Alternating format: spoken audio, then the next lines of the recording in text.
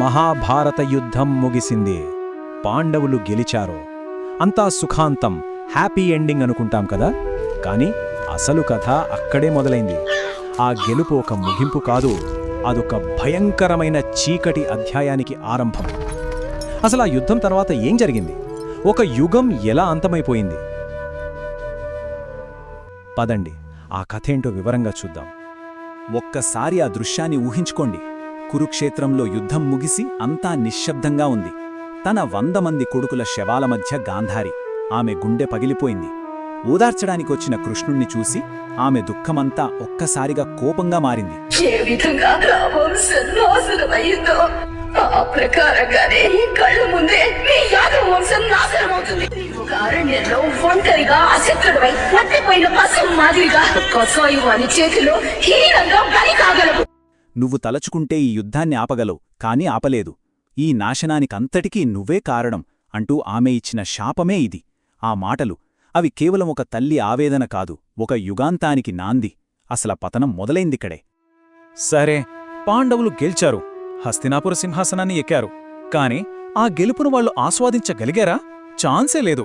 ఎందుకంటే పరిపాలించడానికి రాజ్యముంది, కాని ప్రజలే లేరు. అంతఃపురమంతా వితంతువుల ఏడుపులే. అంటే అదొక బోలు విజయం. అందుకే దాన్ని గెలుపనడం కన్నా యావత్ భారత ఖండంపై పడిన ఒక శాపమనొచ్చు. ఆ గెలుపు వెనుకున్న చేదు నిజం, అదే ఒక యుగాంతానికి దారితీసింది. చాలామంది ఏమనుకుంటారంటే మహాభారతమంటే కేవలం కౌరవ పాండవుల మధ్య జరిగిన ఓ కుటుంబ గొడవ అని. కాని నిజం అస్సలది కాదు. ఇక్కడ చూడండి, ఈ నంబర్ 65కు పైగా రాజ్యాలు. ఆలోచించండి, 65కు పైగా రాజ్యాలు ఆ 18 రోజుల యుద్ధంలో పాల్గొన్నాయంటే దాని ప్రభావం ఎలా ఉంటుందో.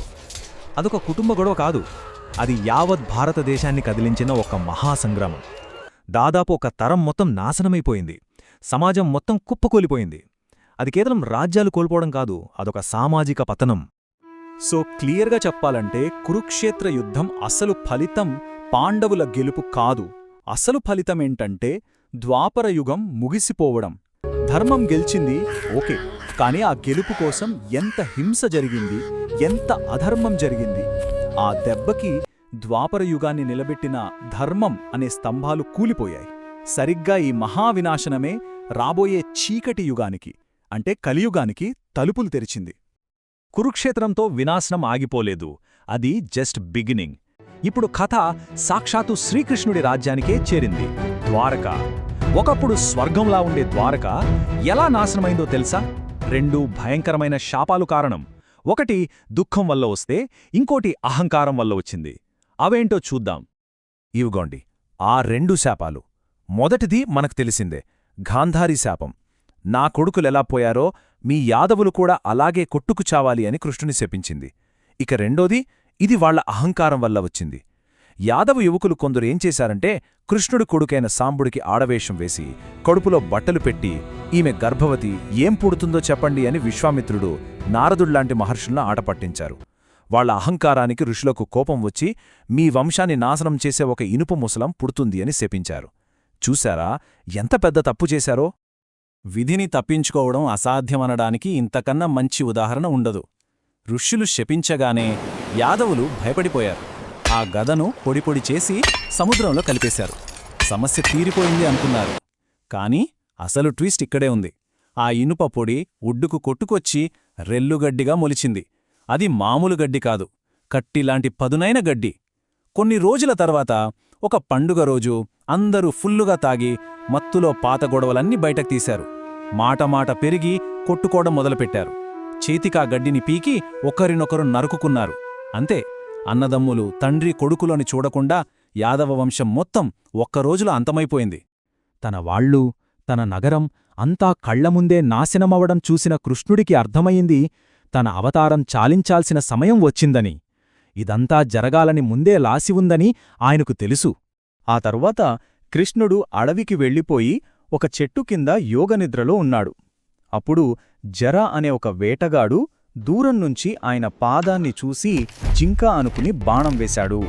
దగ్గరికి వచ్చి చూసి తాను ఎంత పెద్ద తప్పు చేశాడో అర్థమై కృష్ణుడి కాళ్ల మీద పడి ఏడ్చాడు. అప్పుడు కృష్ణుడు నవ్వి, ఇందులో నీ తప్పేం లేదు, ఇది జరగాల్సిందే. నేను రాముడిగా ఉన్నప్పుడు వాలిని చంపాను కదా, ఆ వాలివే నువ్వు. ఇది కర్మఫలం అని చెప్పి శాంతంగా తన దేహాన్ని విడిచిపెట్టాడు.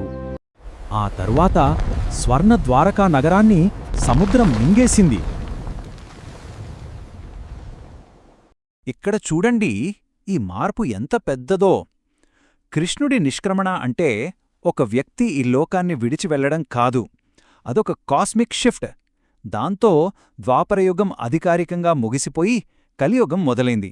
అంటే ధర్మం బలం తగ్గిపోయి అధర్మం అధికారంలోకి వచ్చింది. మానవ విలువల పతనం మొదలైంది. ఇక అప్పట్నుంచి తదుపరి అవతారం కోసం ఎదురుచూపులు మొదలయ్యాయి. అయితే కలియుగం వచ్చేసింది కదా అని కథ ఇక్కడితో అయిపోలేదు. ఎందుకంటే ఈ చీకటి యుగాన్ని చూస్తూ సరైన సమయం కోసం వేచి చూస్తున్నవాళ్లు 7గురున్నారు. వాళ్లే చిరంజీవులు: అశ్వత్థామ, బలిచక్రవర్తి, వ్యాసుడు, హనుమంతుడు, విభీషణుడు, కృపాచార్యుడు, ఇంకా పరశురాముడు. వీళ్లంతా కలియుగం చివరిలో వచ్చే అవతారానికి సహాయం చేయడానికి వేచి ఉన్నారు. ముఖ్యంగా పరశురాముడు కల్కికి గురువవుతాడు. సో వీళ్ళది చాలా కీలకమైన పాత్ర. ఓకే, ఇప్పటిదాకా మనం గతం గురించి, ఒక యుగం ఎలా ముగిసిందో చూశాం. ఇప్పుడు భవిష్యత్తులోకి వెళదాం. ఈ చీకటి యుగానికి అంతం లేదా? దీనికి పరిష్కారమేంటి? పురాణాలు చెప్పిన ఆ చివరి ఆశాకిరణం ఆయనే కల్కి. ఇప్పుడు ఆయన గురించే మనం తెలుసుకోబోతున్నాం. ఒక్కసారి ఆలోచించండి. కలియుగంలో అధర్మం, అన్యాయం పీక్స్కి చేరాయి. పాలించేవాళ్లే ప్రజలను దోచుకుంటున్నారు. డబ్బుకే విలువ, మనుషులకు కాదు. ఇకంతా అయిపోయింది, ఆశలేదు అనుకున్న టైంలో ఆ చీకటిని చీల్చుకుంటూ ఒక వెలుగు రావాలి కదా. ఎవరు తెస్తారా వెలుగుని? ఆ ప్రశ్నకు మన పురాణాలిచ్చే సమాధానమే కల్కి. ఈ పేరుకర్థం కల్మషాన్ని, అంటే చెడుని నాశనం చేసేవాడు అని. ఈయన విష్ణుమూర్తి యొక్క పదవ చివరి అవతారం. ఆయన లక్ష్యం ఒక్కటే: కలియుగం చివరలో భూమిమీద పేరుకుపోయిన పాపాన్ని, అధర్మాన్ని మొత్తం తుడిచిపెట్టి ధర్మాన్ని మళ్లీ నిలబెట్టడం. ఆయన రాకతో ఈ యుగచక్రం పూర్తయి మళ్లీ సత్యయుగం మొదలవుతుంది. కల్కి గురించి ప్రవచనాల్లో చాలా స్పష్టమైన వివరాలున్నాయి. ఆయనెక్కడ పుడతాడు? సంబల అనే గ్రామంలో. తల్లిదండ్రులు ఎవరు? విష్ణుయశుడు, సుమతి. గురువు ఎవరు? చిరంజీవి అయిన పరశురాముడు. ఆయన ఆయుధం ఒక దివ్యఖడ్గం, వాహనం ఒక తెల్లగుర్రం. ఆయన లక్ష్యమేంటి? అధర్మాన్ని నాశనం చేసి సత్యయుగాన్ని ప్రారంభించడం. ఈ వివరాలు చూస్తుంటే ఇది కేవలం ఊహ కాదు, ఒక నిర్దిష్ట ప్రణాళిక అనిపిస్తోంది కదా. ఇక్కడొక చాలా ముఖ్యమైన విషయముంది. కల్కి చేసే యుద్ధం రాముడు రావణుడితో చేసినట్టుగానో, పాండవులు కౌరవులతో చేసినట్టుగానో ఉండదు. ఆయన శత్రువు ఒక దేశం కాదు, ఒక జాతి కాదు. ఆయన శత్రు అధర్మం. అది ఎక్కడున్నా, ఏ రూపంలో ఉన్నా సరే. స్వార్థం, హింస, అన్యాయం, మనుషుల మనస్సులో ఉండే ఈ చెడుగుణాలే ఆయన లక్ష్యం. సో ఆయన యుద్ధం ఒక వ్యక్తితో కాదు, ఒక భావనతో. అందుకే అది విశ్వవ్యాప్తమైనది. సో మహాభారతం నుండి మొదలైన ఈ కథ కల్కి రాకతో ఒక ముగింపుకు వస్తుంది. చీకటి తర్వాత వెలుగు వచ్చినట్టే కలియుగం తర్వాత సత్యయుగం రావడం ఖాయం. కాని అసలు ప్రశ్నేంటంటే, కల్కి వచ్చేదాకా మనం వేచి ఉండాలా, లేక మన జీవితాల్లో మనం ధర్మాన్ని పాటిస్తూ ఆ మార్పులో ఒక చిన్న భాగమవ్వాలా? ఆలోచించండి. ఈ రోజుల్లో ఈ ప్రపంచంలో ధర్మం అంటే ఏంటి? దాని పాత్ర ఏమిటి? ఈ ప్రశ్నతోనే ఈ కథను ముగిద్దాం.